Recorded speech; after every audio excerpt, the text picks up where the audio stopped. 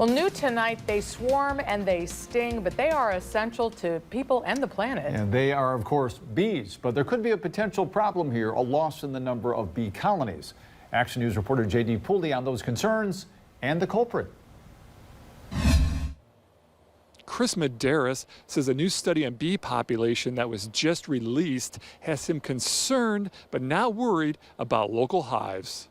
The reason that bees make all that honey is so they can feed their young. So they don't just make it out of a fun side hobby like I do. A recent University of Maryland and Auburn University survey found that 48% of bee colonies were lost last year, a statistic that's always on the mind of local beekeeper Chris Medeiros, who believes the cause is a parasitic mite. So what's been introduced in the last couple decades is something called the varroa mite. The mite is a flat creature that crawls on a bee and attacks with a virus. We are actively watching our hives for them. We are checking our hives for them. We are treating them at least 1 to 2 times a year, depending on the levels. If this is not done, the entire hive could be killed by the virus. So when you check a hive in the spring, it might come up a couple of varroa mites, but by the fall, you're looking hundreds in a single hive.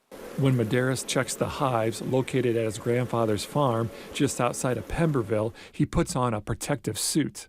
It has multiple layers of screening and mesh, and the only reason I wear this is just to prevent myself from taking an accidental sting. Medeiros reminds us how important bees are to the ecosystem. Food crops, whether that's crops for animals and just nature in general. I mean, they really carry a lot of the ecosystem that people don't think about. Right now, being the honey flow in Ohio, they are quite literally busy as a bee. So they are making honey, honey, honey. In Pemberville, J.D. Pooley, 13 Action News.